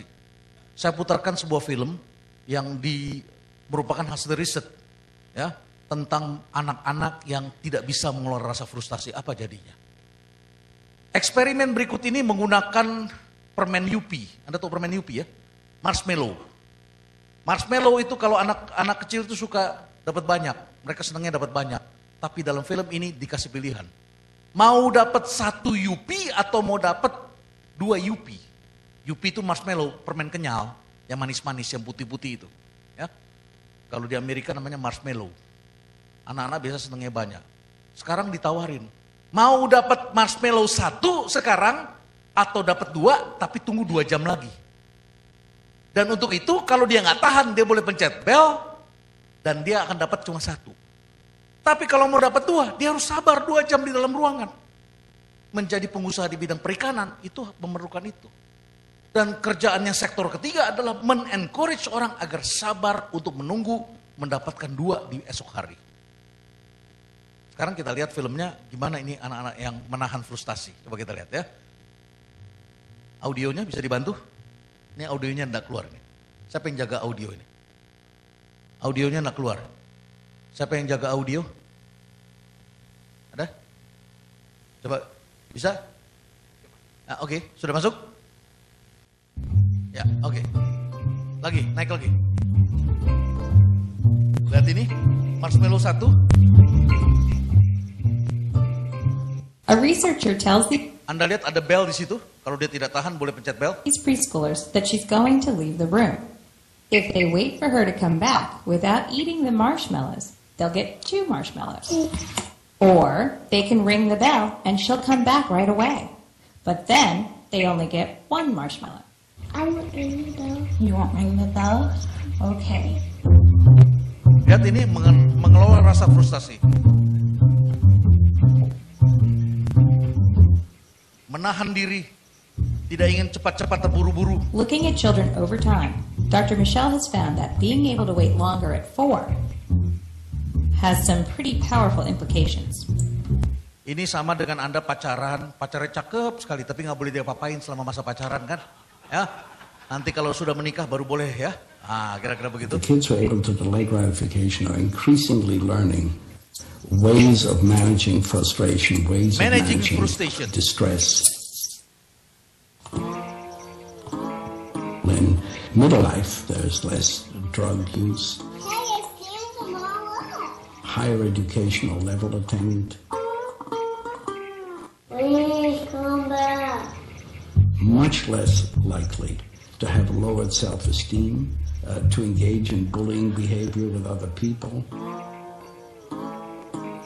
Correlations are clearly statistically significant, but that in no way means that a youngster who at age 4 didn't wait a long time is in any way doomed. Riset ini menemukan anak-anak yang tidak bisa mengelola rasa frustasi sedari muda, umumnya tidak akan berhasil dalam banyak hal. Tidak bisa menyelesaikan sekolahnya, bahkan S1-nya nggak selesai. Nggak selesainya pada saat menulis skripsi, karena itu harus mengelola rasa frustasi. Ya, tidak bisa, bahkan kesulitan mengelola rumah tangganya, apalagi mengelola usaha dalam jangka panjang. Pasti akan kesulitan. Jadi kita harus mengedukasi entrepreneur kita yang benar ini. Sekarang ini banyak sekali yang pengen jalan pintas, cepat kaya dan sebagainya. Wah, ini sangat merisaukan bagi saya. Kami mendirikan Renald Kasali School for Entrepreneurs itu bukan untuk profit motif. Ya, tapi kami lakukan semata-mata adalah untuk menyadarkan banyak orang bahwa hal tersebut tidak dapat kita teruskan. Kita harus melahirkan entrepreneur yang rela untuk menahan rasa frustasi. Coba saya kasih contoh lagi, ini eksportir ikan nih. Mungkin Pak Fadel tahu persis ini, namanya Pak Muhammad Najik. Yang CV Kelola Minang Laut, teman Bapak ya. Coba ini kami rekam ini. Dengan bantuan Bank Mandiri, kemudian ini saya rekam, saya bagikan kepada sekolah-sekolah. Ke kampus-kampus. Bagaimana dia membangun usahanya. Sarjana dari IPB tapi dia usaha di bidang ikan teri. Teri Medan ini. Ya, coba kita dengarkan sedikit apa kata dia ini. Dan di otak saya, ini kenapa ini audionya kok nggak bagus ini? Ya, gimana caranya? Mungkin kabelnya atau apanya? Kalau nggak bisa saya akan switch ini. 30 saya harus punya bisnis. Usaha ikan teri yang kecil, teri Medan itu Pak. Siapa yang jaga audio? Ada yang bisa bantu? Mas yang bisa bantu di sana? Mungkin setelannya kali. Ya. Coba kita lihat lagi sekali lagi ya. Kita coba setelannya. Ini apa kata Pak Muhammad Najik, apa yang dia ucapkan ya, ketika dia ekspor ikan teri Medan ini bisa masuk ke Jepang ini, ya seperti apa coba kita dengar. Dan di otak saya, umur 30 saya harus punya bisnis. Usaha ikan teri yang kecil, teri Medan itu Pak. Saya tidak punya modal, hanya modal 15 juta. Itu hanya hasil tabungan saya selama kerja 10 tahun. Teri saya ambil, saya kolek dari nelayan, kemudian dikeringkan di situ Pak. Kemudian saya pilihi dengan standar sanitasi yang tinggi, semuanya saya ekspor ke Jepang. Untuk ekspor pertama kali ke Amerika, kontainer saya pertama ditolak oleh FDA. Tapi saya tidak putus di situ aja. Orang lain bisa, kenapa kita nggak bisa? Setelah saya kumpulkan semua, kita harus bekerja sebaik-baiknya untuk membuktikan bahwa kita bisa. Prinsip yang kedua, supaya pembeli kita yakin untuk membeli produk kita, dan Indonesia dikenal negara yang belum maju, pembeli saya harus datang ke Indonesia Pak, melihat fasilitas saya, keseriusan saya. Ya, di sini kita bisa dengar sedikit-sedikit ya. Tapi kalau masuk ke radio ini disiarkan, kasihan pendengarnya. Ya, kita harus respect kepada mereka. Tapi intinya ini adalah mengelola rasa frustasi. Tidak bisa dengan cepat. Saya akan tutup dengan beberapa slide penutup. Saya kira lebih baik kita diskusi saja. Ya. Nah, Bapak Ibu sekalian, tentu diperlukan beberapa cara-cara baru kita untuk mengatasi masalah-masalah kita. Ya. Ini data statistik dunia yang saya ambil dari World Resources Council, Pak Fadel. Ya. Data statistik ini Asia ini food supply untuk fish, ya, fish supply itu Asia terbesar 74,5 ya, juta ton, ya. Tetapi kalau per kapitanya kita masih kalah dengan di North America, ya. Walaupun dia sebetulnya sedikit, tapi karena jumlah penduduknya sedikit dibandingkan kita, per kapitanya lebih tinggi dia. Jadi sebetulnya kita masih punya ruang cukup besar. Asia ini kebutuhan ikan itu cukup besar, ya. Tapi kalau kita lihat lagi, ya, ini coba lihat ini major producer countries di Asia, ya, ini inland, ya. Coba kita lihat di sini, ini bahkan Bangladesh lebih besar daripada kita, capture-nya. Ini kan menarik sebetulnya. Saya ngeri juga nanti kalau banyakkan di Indonesia orang Bangladesh nanti jadi supir dan sebagainya di sini, ya. Kalau Asia sudah terbuka begitu, karena ini orang juga nanti akan bergerak bebas. Dan sekarang saya kira di negara-negara tetangga sudah mulai banyak lagi. Banyak sekali, ya. Kalau kita tidak produktif, saya kira kita akan repot. Kemudian berikutnya, data berikutnya adalah ini, ya, top 10 exporters and importers of fish and fishery products. Coba Anda bisa lihat, nomor 1 itu China, ya, di atas ini China, ya, tapi terbesar ini, sekarang juga Anda lihat ini Vietnam ini, Vietnam besar, Indonesia belum masuk, ini brightest spot ini. Jadi Indonesia dengan laut seperti itu. Ya, kalau menterinya Pak Fadel, saya harapkan setelah ini juga menterinya masih Pak Fadel di bidang kelautan nih. Ya, jadi bisa terus begitu supaya kita bangunnya dalam jangka panjang, jangan sepotong. Ya, saya berdoa supaya kita ekonomi kelautan kita bisa terus dibangun, ya, dengan basis kewirausahaan. Saya kira potensi kita masih besar. Thailand ini sangat besar ini. Anda bisa lihat itu. Ya, Thailand cukup besar. Indonesia belum ada di sini. Oleh karena itu maka kita mempunyai ruang. Ya, ini data importir di Asia. Ini 3 besar, Jepang, Cina, dan Republik Korea. Ya, kalau Anda pengen tahu seperti apa, ini maka modernisasi perikanan kita memang sudah menjadi tuntutan. Saya putarkan saja 2 buah film pada Anda, ya, pasar ikan terbesar dan unik di dunia. Yang pertama itu adalah, ini yang unik ya. Yang pertama ini adalah the largest fish market in the world, adanya di Jepang. Coba kita lihat dulu filmnya. Ini laporan BBC ini, laporannya BBC seperti apa ya. Ini adanya di Tsukiji di Jepang. Pak Fadel pasti sudah pernah ke sana, ya. Coba kita lihat.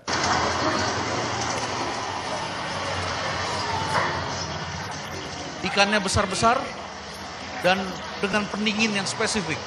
Ini alat pendinginnya tidak sembarangan karena dibutuhkan teknik pendinginan tertentu dan membersihkan isi perut ikan. Ada standar-standarnya. Anda lihat ini, ikan-ikan tuna ini. Sebagian dari kita ikan-ikannya, ini pasarnya sebesar ini Anda bisa lihat. Ya.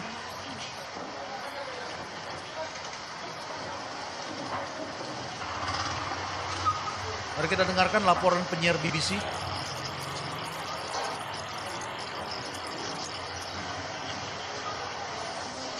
Audionya nggak masuk kayaknya.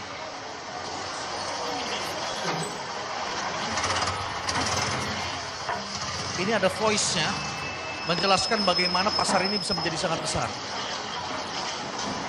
Beginilah setiap hari ini dilakukan.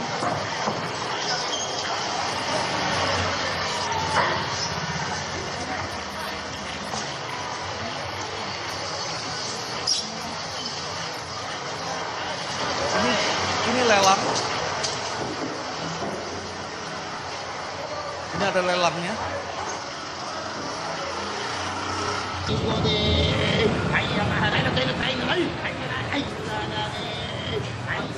Tuna fishermen don't accept the bluefin numbers are right down, but most scientists firmly believe that they are. Many Selalu ada people want pengecekan bluefin kualitas. tuna listed as CITES Appendix 1. In other words, a total ban on all fishing of them. Unless this is done, there is no way the fishermen, the wholesalers, everybody involved in the market will give up. There's simply too much in it for them. This market is not just about tuna. There's every conceivable type of fish here. Ini termasuk ikan-ikan yang hidup. Mereka semua punya teknologinya untuk pengiriman. Dan kalau kita ingin membangun industri ini, maka kita harus bangun mata rantainya. Saya kira peluangnya sangat besar. They eat enormous quantities of fish, of every species imaginable. But unfortunately, some of those species are in deep trouble. Oke, saya ingin tunjukkan lagi satu film lagi mengenai pasar ikan yang unik di dunia. Ya, ini sampai melahirkan buku judulnya Fish. Judul bukunya Fish dan ini difilmkan dan ini ceritanya. Kalau Anda pernah ke Seattle, ini ada tempat jualan ikan namanya Pike Place. Ya, Pike Place. Ini tempat ini tadinya ada seorang pengusaha sudah bangun satu usaha di sana dan dia hampir bangkrut, tapi akhirnya dia hidupkan cara jualan ikannya unik, di mana orang di sana bisa ajak main ikannya. Ya, jadi ikan itu walaupun ikan beku bisa diajak main, orang bisa saling lempar-lemparan dan sebagainya, tapi dibikin fun, sehingga orang dengan bawa anak-anak dan sebagainya dan menjadi tempat penjualan ikan yang sangat menarik. Saya kira kalau kita ingin konsumsi ikan naik, ya, restoran-restoran seafood itu juga harus kita kembangkan. Ya. Medan termasuk cukup besar, yang besar untuk restoran seafood lokal itu adalah di Sumatera Utara, kemudian juga di Sulawesi Selatan dan Sulawesi Utara. Tapi jumlahnya pun masih terbatas. Ya. Di Jepang seperti apa nanti Anda bisa lihat. Tapi seperti ini nih filmnya. Coba kita lihat bagaimana ini di Pike Place, we sent a team to Seattle recently to cover the American Farm Bureau Federation's 91st annual convention. While there, they came across a story that was a little fishy. In this report, the Monitor's Ryan Nakhan tells us how a fish market became world famous by simply declaring it themselves. Right off the shore of Elliott Bay in Seattle, flocks of people gather in Pike Place Market to get a glimpse of something truly unique. And it's not the first Starbucks either. Anda lihat ini semuanya jualnya dengan penuh semangat. Displaynya mereka atur sehingga menarik. Bought by current owner John Yokoyama in 1965 to help pay his Buick Riviera car note, the Pike Place Fish Market looked like every other fish stand in the world. Fish covered in ice, waiting to be sold to the public. But in 1986, on the verge of bankruptcy, Pike Place decided that if they wanted to stay in business, they had to change their image. And that's when they became determined to become a place that was known throughout the world. The first step they believed in becoming famous was believing it themselves. So they added the words world famous to their logo. And that belief started to catch on. The next step for the fish market was to brand themselves as a place unlike any other. They wanted to give customers an experience while shopping at the fish market. So they started throwing fish and interacting with the crowd, getting recognition from everyone, whether they were shopping at the fish market or not. The men that work here are called fishmongers, and you can hear their chants all along the corridors of the market. The energy they work with is infectious, and they never let a customer go away feeling empty-handed or unsatisfied. The market's upbeat crew and unique style has even inspired books to help other businesses find their own niche. motivate employees, and improve their business. Now this simple fish market that was about to be bankrupt has over 10,000 visitors daily. Not bad. And success like this shows you that the only business you really have to believe in is your own. Ya, baik. Jadi Bapak Ibu sekalian, untuk membangun industri ini diperlukan industri-industri penopang. Tidak bisa kita hanya menumbuhkan jumlah nelayan saja, ya, tetapi harus ada industri-industri penopang. Dan untuk itu maka ini peluang bukan hanya untuk mereka yang berada di pesisir saja. Ya. Jadi orang-orang yang sudah berusaha di dalam bisnis yang lain juga punya peluang untuk masuk ke dalam industri perikanan, karena sekarang insentifnya dalam industri perikanan itu sangat baik. Nah, kalau saya kira kita bisa tumbuhkan, saya kira ekonomi Indonesia akan menjadi lebih baik karena penopangnya bisa disediakan dalam negeri. Anda bisa bayangkan kalau packagingnya semua harus impor. Ya, obat ikan itu juga kita perlu. Ya, toko-toko kayak yang tadi besar itu, fish market itu, kita perlu yang bagus di Indonesia. Yang mereknya merek Indonesia. Ini kita perlu bangun. Kalau toko buah sudah ada, ya, toko buah sudah ada. Anda lihat ada Total, ada All Fresh dan lain sebagainya. Di Medan juga ada beberapa itu. Tetapi ikan ini belum banyak yang besar. Yang ada itu masih kotor. Kalau kita pergi ke Jakarta di Muara Angke, kita ke sana repot, lalatnya banyak. Ya, ada penangkap ikan tapi penangkap lalat belum ada ini. Ya, kita harus kembangkan juga jangan-jangan. Jadi Bapak Ibu sekalian, saya kira saya akhiri dulu ya dengan tentu saya tidak ingin ini menjadi sesuatu diskusi yang pahit, tetapi kita ingin agar menjadi diskusi yang menarik untuk membangun industri perikanan dan kelautan Indonesia. Terima kasih. Wassalamualaikum warahmatullahi wabarakatuh. Iya, semua listener masih dalam rangkaian top event gathering anniversary Smart FM Network, The Rise of Indonesian Ocean, the biggest sport for business challenges.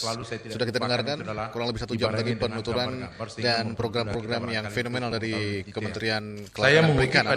Juga strategi-strategi apa yang bisa dilakukan yang disampaikan oleh Bapak Renald Kasari. Masih ada beberapa sesi ke depan untuk berdiskusi di program ini. Masih disiarkan langsung dari Medan Sumatera Utara, tapi kami harus break dulu sesaat untuk iklan. Kami kembali untuk Anda sesaat lagi. Ya, silakan Pak. Kemudian adalah industri pendukung. Pada intinya adalah bahwa semua ini adalah guna peningkatan pendapatan daripada masyarakat Indonesia, secara khusus lagi barangkali untuk nelayan kita. Saya tidak akan buat executive summary, tapi saya bagi tiga kelompok. Kita punya waktu 20 menit, barangkali kurang lebih untuk tanya jawab sampai dengan jam 10. Saya bagi 2, mungkin 1 dari pojok dulu, 1 yang di tengah ini, 1 lagi dari pojok sebelah sana. Silakan Bapak berdiri, sebutkan nama, instansi, nomor sepatunya nggak usah disebut Pak. Jadi langsung aja pertanyaannya apa, ke Pak Menteri atau ke Profesor Renald. Silakan, mungkin dari panitia bisa menyerahkan mic dulu. Saya mulai dari sebelah kanan saya, ada yang bertanya? Baik, kalau tidak ada, mungkin di sebelah tengah. Pak Gubernur barangkali? Pak Wali Kota? Oke, silakan, Mas. Tolong diberikan mic-nya. Ya, sebutkan nama, dari mana Mas, kemudian pertanyaan ditujukan kepada siapa? Untuk Pak Menteri nih Pak, Pak Menterinya nggak ada nih. Ya, nanti kita sampaikan kepada Pak Menteri. Pak Dirjen ada kok di sini. Mau langsung nunggu Pak Menteri? Ya, tunggu. Oke, ada yang ke Pak Renald barangkali? Silakan.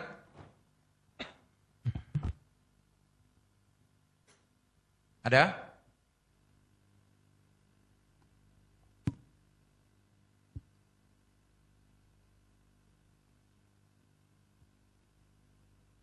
Ya, silakan Mas. Ini untuk Pak Renald barangkali. Terima kasih. Selamat malam, saya Dharma. Saya pekerja sosial. Sekarang saya sedang membantu teman-teman di komunitas Melayu Bumi Putra. Sebuah kelompok atau komunitas masyarakat di pesisir, salah satunya. Terutama di Pantai Timur. Yang menarik begini, seringkali kita, orang-orang yang punya pengetahuan dan punya kesempatan lebih, itu membicarakan kemiskinan, membicarakan kelaparan di hotel berbintang dengan fasilitas yang mengenyangkan. Sama seperti sekarang ini menurut saya.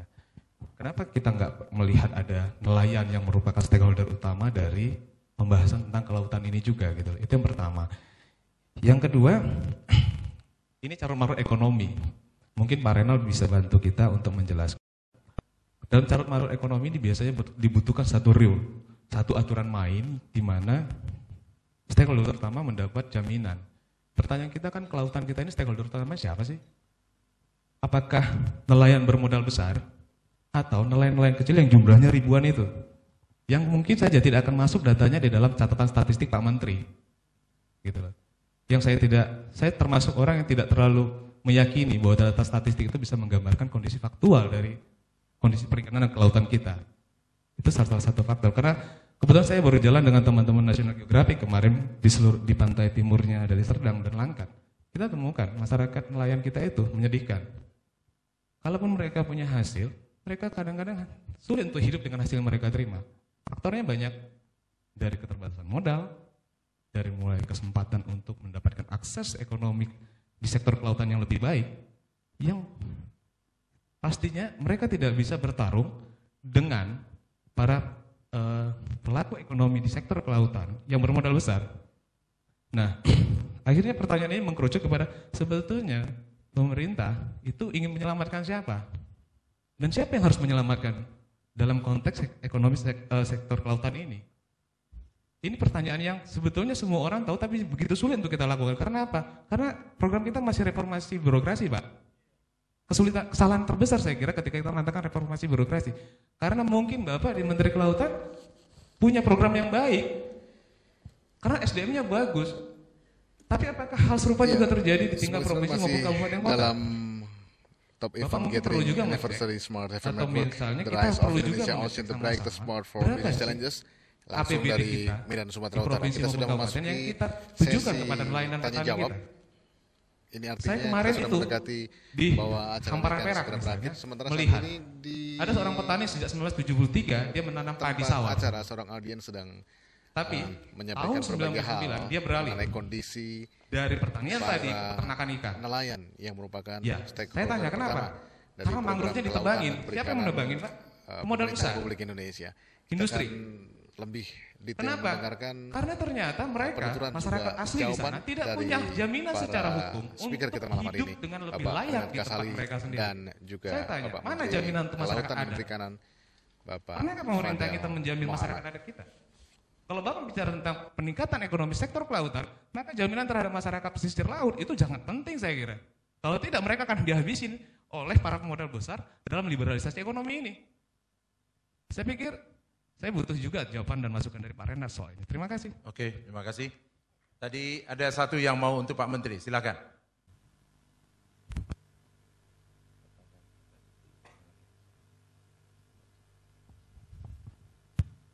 Baik. Assalamualaikum warahmatullahi wabarakatuh. Selamat datang Pak Menteri di Medan untuk yang kesekian kalinya ini, Pak Dirjen Kelautan dan Pulau Kecil, Pak ya, Pak Sudirman Saat, Pak Gubernur, Pak Wakil Wali Kota. Ini terima kasih Pak Hadian ya. Nama saya Julfahri Siagian, Pak, Ketua HNSI Kota Medan. Ini kesempatan pertemuan yang langka karena di sini ada Pak Menteri, Pak Gubernur, Pak Wali Kota, Kadis Perikanan juga ada. Baik, kami mulai kira-kira hanya bukan kritik ini Pak, tapi sedikit mungkin masukan bahwa fokus peningkatan produksi. Jadi perlu kami sampaikan Pak, di Pantai Belawan ini sekarang sudah ada 19 jenis ikan yang punah. Dan ada kira-kira 8 alat tangkap yang tidak bisa beroperasi karena ikannya sudah tidak ada. Persoalannya adalah limbah. Jadi ini kami pikir perlu mendapat perhatian yang serius. Karena limbah ini sudah sangat mengganggu. Kemarin di media kami sudah sampaikan juga ada berapa ribu ekor ikan yang mati di Belawan karena limbah yang dibuang oleh perusahaan pada saat air pasang. Karena kami lihat pengawasan yang kurang, itu mungkin salah satu Pak. Selanjutnya retribusi Pak. Ini agak menarik, hari ini di halaman 24 di Harian Kompas kami ada menyampaikan keluhan juga bahwa perikanan, pengusaha perikanan 2010 kemarin ada surat dari Pak Dirjen Tangkap, PHP dinaikkan sampai 114%. ini sangat memberatkan terhadap pengusaha perikanan, PHP itu, karena ada kaitannya dengan nelayan, anggota kami langsung. Karena biaya operasi kapal ini akan dibebankan terhadap nelayan. Karena pembagian keuntungan setelah dikurangi biaya operasional, baru ada hasilnya nelayan. Kalau operasionalnya tinggi, seperti PHP tadi yang dinaikkan sampai 114%, ini sangat memberatkan. Yang kami dengar bahwa dari Dirjen Tangkap sudah ada upaya-upaya untuk revisi, tapi sampai saat ini belum sampai ke kami pengusaha. Ya, itu selanjutnya masalah BBM yang cukup, Pak. Hari ini kalau kita melihat di pelabuhan perikanan samudra maupun di luar, setelah tanggal 25 ke atas udah akan kesulitan cari BBM karena stok yang diberikan oleh Pertamina maupun penyalur lainnya terbatas. Dan kita sangat miris melihat nelayan yang skala kecil untuk mendapatkan minyak itu dengan harga 5.000. Padahal harga yang ditetapkan itu adalah 4.500. Nah, kita tidak tahu di sini kenapa baru-baru ini saya termasuk Pak Menteri lantik di Jakarta sebagai asosiasi pengusaha BBM perikanan. Waktu itu bersama Pak Dirjen kami lantik sana. Tapi saya lihat gregatnya juga kurang, Pak. Mungkin perlu tambahan yang lain. Mungkin yang terakhir, Pak, masalah pendidikan. Perlu kami laporkan bahwa nelayan kami yang ke laut usia sekolah 15 sampai 20 tahun itu ada lebih kurang sekitar 15%. Yang kami anggap ini adalah usia-usia yang sedang melakukan pendidikan. Nah, di sini sepertinya kurang gitu. Mungkin ini, Pak, yang dapat kami sampaikan. Sebelumnya kami mohon maaf. Wabillahi taufiq wal hidayah. Assalamualaikum warahmatullahi wabarakatuh. Baik, terima kasih. Mungkin yang kita berikan kesempatan dulu adalah Pak Menteri menjawab pertanyaan dari Pak Jul Fahri Siagian, Ketua HNSI Kota Medan, Pak. Mungkin sudah jelas dari Pak Menteri, silakan Pak Menteri. Terima kasih. Yang pertama, nanti saya akan suruh periksa itu mengenai 9 jenis ikan yang punah. Nah, kita akan cek. Memang masalah yang terbesar adalah masalah limbah ini di laut. Ini sulit sekali karena berkali-kali saya kemarin pada waktu launching buku mengenai terumbu karang bersama Menteri Lingkungan Hidup, saya sudah minta kepada beliau kalau boleh kita bikin surat bersama agar supaya pertama kita bikin edaran, teguran, dan kemudian kita memberikan punishment kepada mereka-mereka yang membuang ke laut itu seenaknya mereka. Terima kasih masukannya. Di halaman 24 Kompas, itu betul pada waktu yang lalu saya ke luar negeri, ke Iran dalam rangka rapat D8. Saya pulang, saya lihat laporan itu. Saya panggil Dirjen Tangkap dan saya suruh hapuskan. Saya buat, insya Allah sebentar lagi dapat edarannya, saya sudah hapuskan. Saya nggak mau dinaikkan itu. Pokoknya nggak ada beban buat rakyat. Udah. Saya bilang sama mereka, selama saya jadi menteri, nggak mau saya yang begini-begini. Kalian bikin. Nggak ada bikin beban buat mereka. Mereka susah. Mereka itu kelompok kategori yang berpendapatan rendah. Bos saya jangan diganggu. Ya Pak Menteri, ya Pak Menteri, udah. Ada lagi yang lain juga dulu. Begitu. Pokoknya kita stop. Saya langsung hapuskan. Selama ada saya, jangan takut. Hati kecil saya buat rakyat lah. Kerja. Jangan takut itu. Ini mengenai kesulitan bahan baku minyak ini problem terbesar yang kita hadapin. Saya butuh itu Pak Renald, minyak itu kurang lebih sekitar 2,5 juta ton per tahun. Tapi kita cuma dapat 1,2, paling banyak 1,5. Jadi setengah daripada kebutuhan kita tuh kurang. Pusing kita. Saya udah bicara ke Komisi 7 DPR, saya udah kemana-mana. Jadi saya sendiri lagi cari akal. Ini memang susah gitu. Alasannya karena subsidi makin membengkak. Maka saya lagi mikir-mikir sekarang terpaksa harus bikin perubahan. Kita mesti ambil idenya beliau ini, cari sesuatu yang lain, maka saya pakai gas. Sekarang saya sedang coba di Jawa Timur, itu kita coba beli tabung yang bagus, kemudian tabung-tabung ini kita pasang di kapal-kapal itu, nelayan. Dia bisa tahan dan setengah, 50% penghematannya. Jadi nggak usah pakai subsidi lagi dengan gas. Nah kita pakai tempat-tempat gas yang memang nggak pakai. Nah, sekarang sudah jalan percobaan ini. Percobaan sedang jalan. Kalau ini berhasil saya mau terapkan di 20 lokasi lagi. Baru berikutnya kita aplikasikan. Cuma arah saya mau ganti dengan gas. Sudah nggak ada lagi cara yang lain. CNG itu lebih gampang dan lebih murah. Pendidikan saya kira itu harus. Tolong ini diperhatikan betul. Kalau perlu di sini lapor sama saya. Saya ingin memberikan beasiswa dalam jumlah yang besar. Jadi anak-anak nelayan, kalian ini kan dari HNSI, kumpulkan di sini, bikin surat sama saya. Saya mau berikan beasiswa yang besar. Saya sudah bicara dengan Menteri Pendidikan. Itu kan ada anggaran beasiswa yang banyak sekali. Di tempat saya juga ada. Kita mau kasih buat anak nelayan. Selama ini nggak pernah dapat anak nelayan. Maka mereka kasihan. Anak nelayan tidak sekolah, jadi nelayan yang tradisional lagi. Nggak masuk di akal negeri kita kayak gini. Anak nelayan yang tidak sekolah, tradisional, kembali jadi begini. Ini siklus yang salah ini. Saya lihat ini siklus yang salah, saya nggak mau. Di Gorontalo saya jadi gubernur, saya bisa bikin 23.000 per tahun orang.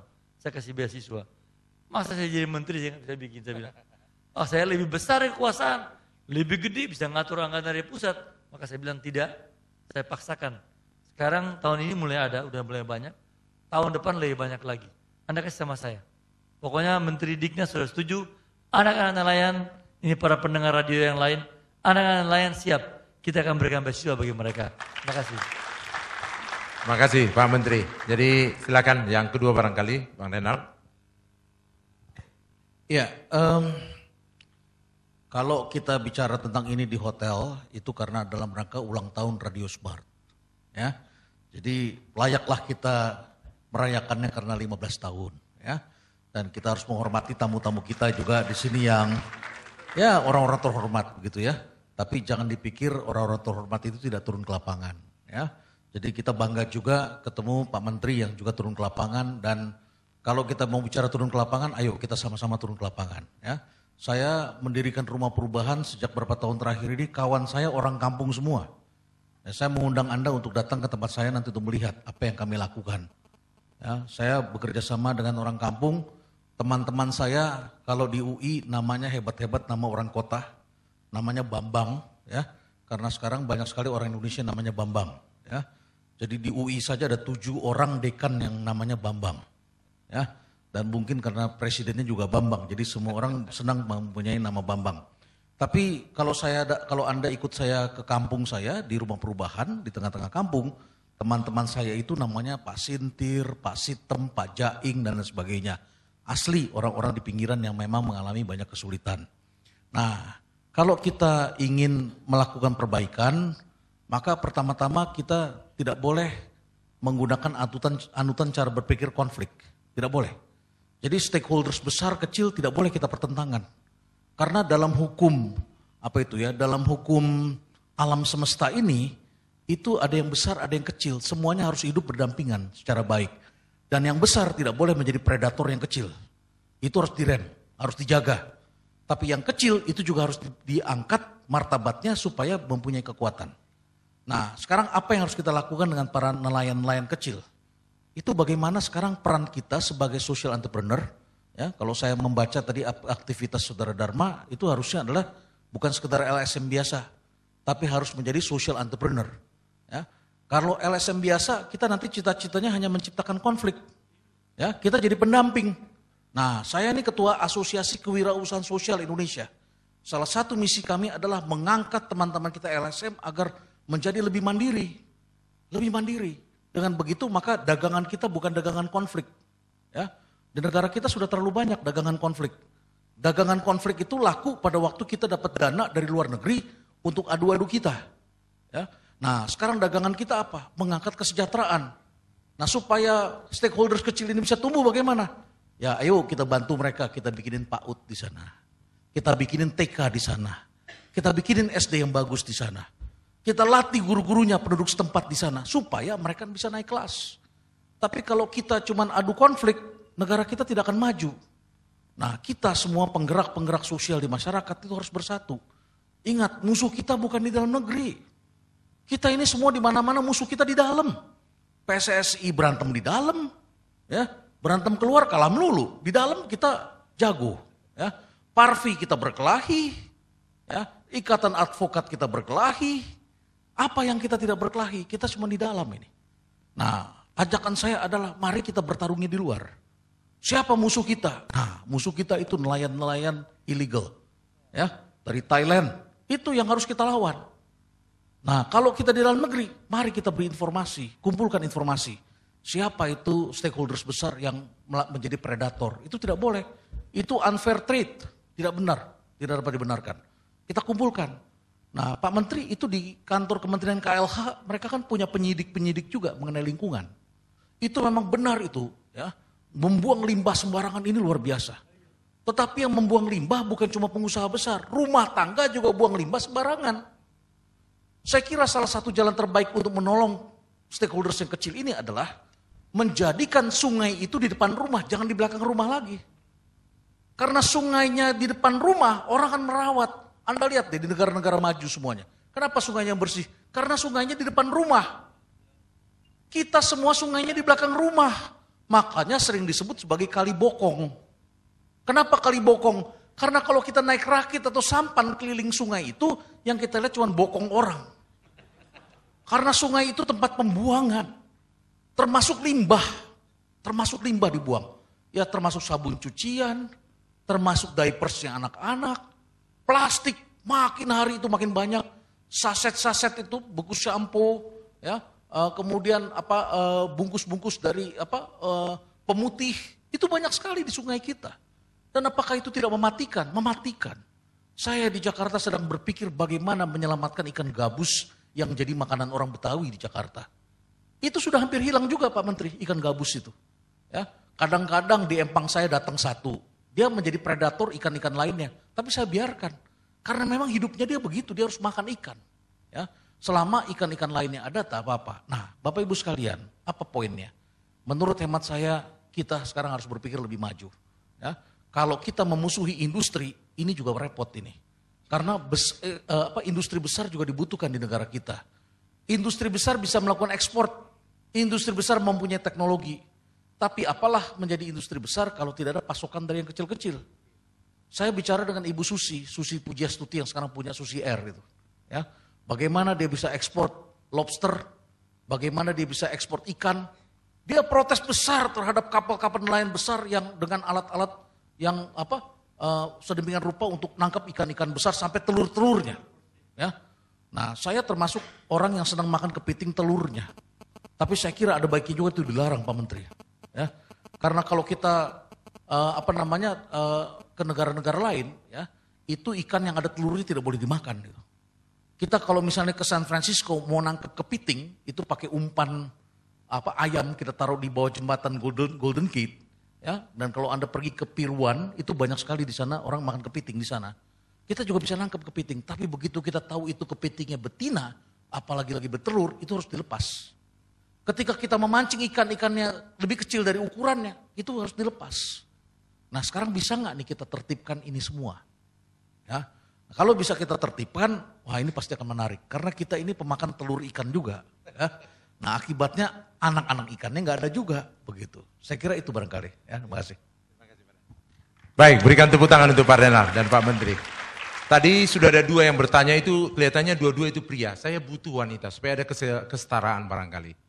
Oke, saya buka untuk sesi kedua. Ini yang terakhir barangkali. Di sebelah kanan saya barangkali. Yang di sebelahnya Pak Konsul barangkali mau bertanya. Oh, ada? Oh, ada. Silakan. Tolong mic-nya barangkali. Ya, silakan Ibu. Oh, malah. Oh, panitia Pak, panitia. Ada? Panitia yang mau bertanya. Di sebelah kanan ada? Oke, di barisan tengah ada? Oke, mungkin sudah sebelah kiri juga tidak ada. Baik Pak, saya hanya ingin memberikan sedikit Pak, dalam perspektif kemaritiman Pak Menteri. Jadi kami melihat, karena saya pikir seperti yang Bapak sampaikan tadi, bahwa Indonesia 2/3 adalah lautan, perairan. Kami hanya memikirkan di Selat Malaka yang sangat strategis Pak. Tadi pagi kita ngobrol dengan Bang Renald, bahwa kita katakan satu hari itu lalu lalang kapal itu hampir 300-250. Jadi kalau sebenarnya kita di Selat Malaka itu aja jadi tukang tambal ban Pak. Kaya raya kita Pak. Sayang posisi tukang tambal ban itu belum kita pegang. Masih dipegang, ban kapal maksud saya Pak. Masih dipegang itu oleh negara tetangga kita, baik itu Malaysia ataupun Singapura. Terutamanya Singapura. Total perdagangan setiap tahun itu sekitar 530 triliun Pak. Yang lalu lalang dari situ. Jadi kita masih hanya menjadi penonton. Kita berharap tentunya ke depan, seperti yang Bapak sudah sampaikan tadi dalam visinya Bapak tahun 2015, kita menjadi penghasil laut dan ikan terbesar di tahun 2015. Mari kita sama-sama mendoakan, kita sama-sama mensupport barangkali apa yang menjadi visi dan misi daripada Pak Menteri untuk membuat kesejahteraan rakyat Indonesia. Kita berikan juga aplaus yang meriah kepada Pak Renald yang sudah memberikan banyak motivasi bagaimana kita lebih baik ke depan. Kepada semua hadirin yang ada di ruangan ini, kemudian juga smart listener di seluruh Indonesia, kami mengucapkan terima kasih dan tentunya Pak, kalau ada hal-hal yang tidak pada tempatnya kami mohon maaf. Saya memakai pantun lagi nih Pak Menteri, Pak Renald, bahwa kemarin kami itu baru menebarkan ikan di Sungai Siak bersama dengan Pak Fahri. Jadi terbawa-bawa ini kota Pekanbaru. Dari Pekanbaru ke kota Medan, tempat berlibur di Brastagi. Terima kasih Pak Fadel dan Pak Renald serta hadirin semua yang telah memberikan pencerahan. Bila rekan kami belum puas, nanti bapak-bapak ini kita undang kembali. Sekian dan terima kasih. Wassalamualaikum warahmatullahi wabarakatuh. Selamat malam. Ya, semua listener dimanapun Anda sedang berada malam hari ini, demikian rangkaian seluruh acara peringatan ulang tahun Smart FM yang ke-15 untuk edisi tahun 2011 dengan topik The Rise of Indonesian Ocean, The Brightest Spot for Business Challenges. Mewakili seluruh kerabat kerja yang bertugas dari Medan, Sumatera Utara, saya Yudi Arianto mengucapkan banyak terima kasih.